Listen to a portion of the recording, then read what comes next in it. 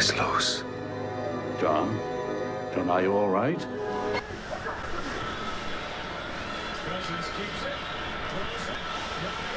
Yes! Yes! Oh my goodness! Best team in the league?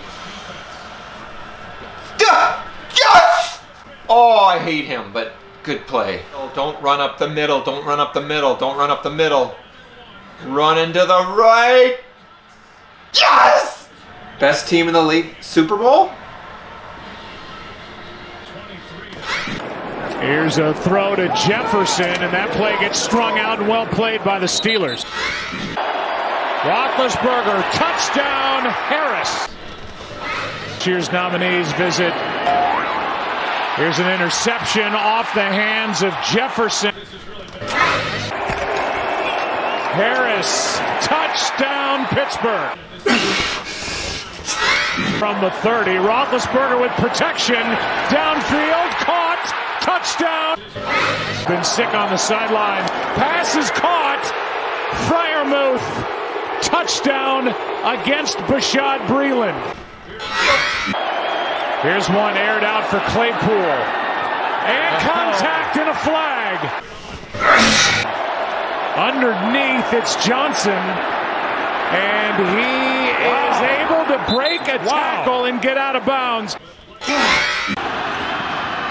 the fingertips of Taylor. Looks like a Steelers team that's just exhausted coming off of that very physical game. How does this happen?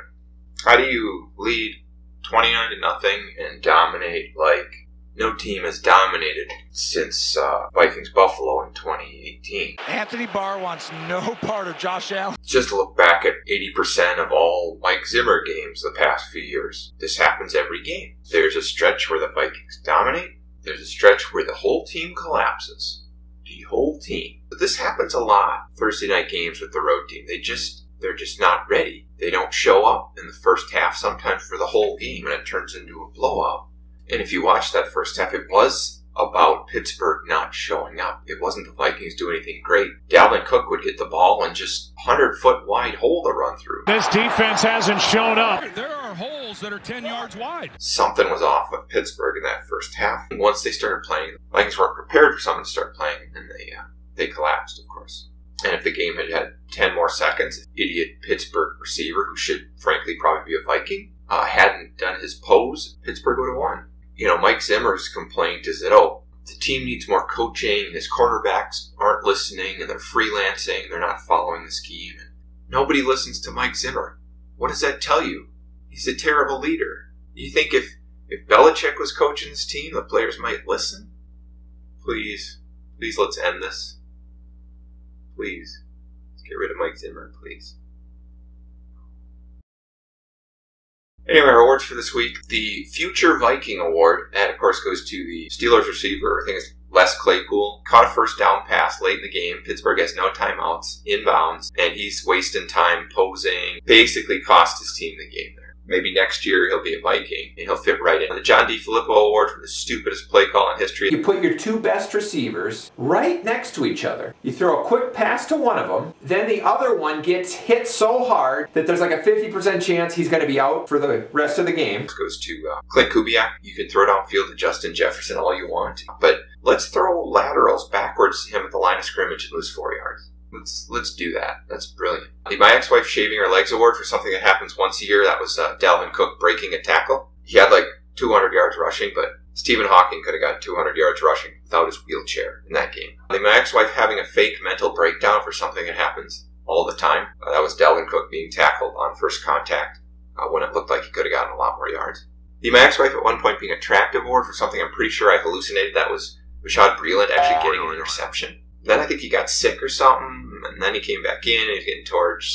Touchdown against Bashaud Breeland. He made up for it. My ex-wife lookalike of the week, that would be the Steelers punter. Don't know his name, not going to look it up, but wow, this guy's huge. Like, I was looking, I'm like, wow, my ex-wife is playing for the Steelers. Maybe she did she have the surgery? Would she have to?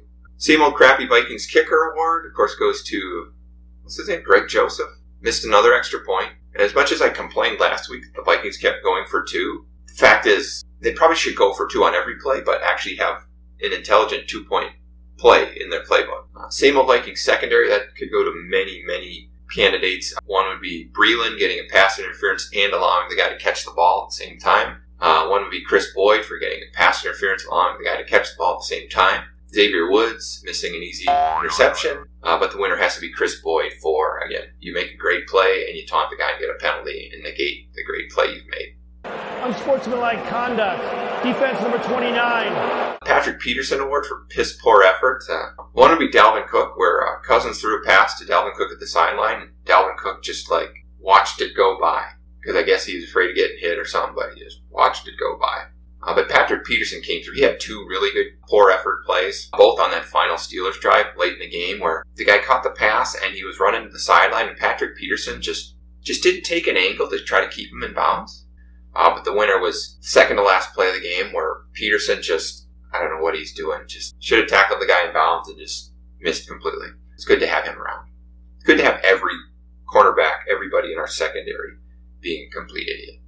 Kirk Cousins' diarrhea moment, that was where he scrambled and got a first down with his legs. Cousins is able to get loose and get the first down. 7 minutes left, and it's that had to be the game-clinching play, right?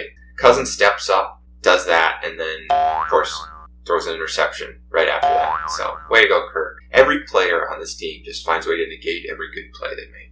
Of course, the Kirk Cousins Award for a perfectly timed interception. Let's get George Jefferson. That was the pick he threw right after that great scramble that, again, brought the Steelers back into the game. Essentially gave them a touchdown to bring them within 1 score. So, the Richard Simmons Award for getting manhandled. Howard Stern. One candidate was Osborne on that aforementioned Kirk Cousins interception, where Osborne just got manhandled, didn't fight through the coverage and let the guy intercept it. But the winner, the most shocking thing I've seen probably ever, was Garrett Bradbury manhandled somebody else. Something's weird. I think, okay, he's got a new demon. He had the demon making him weightless. Now the demon is like a really mean demon that's causing him to fight. At least for one play. Maybe the demon left him on the next play, because the next play he just totally whiffed. The award for sucking so bad for so many years and being so overrated goes to Harrison Smith, who one play just totally whiffed on a key 3rd down tackle, which I think kept a drive alive and led to Pittsburgh's first touchdown. And he punched the ball out at the end. And he made an interception last week. And he got a sack. With Harrison Smith, I've never seen a player where people are only focused on the occasional good play and ignore this stupid running around. But Harrison Smith, who's trying to disguise the coverage right here, kind of gets in his way, and it keeps Kendricks from being able to get to him in time. From the line of scrimmage and back, that does nothing except get him out of position on almost every play. Most overrated player in NFL history. The award for a guy who watched the Chili Report, though, that goes to Harrison Smith, who last week or 2 weeks ago, I pointed out how he has a tendency to not knock the ball out. He just tries to hit people with his shoulder when they catch a pass. This time he actually not punched the ball out on that last play of the game. So obviously he's watching the Chili Report, so good for him. Maybe he'll stop sucking so bad for so many years and being so overrated now. Just end this, please. Just fire Mike Zimmer.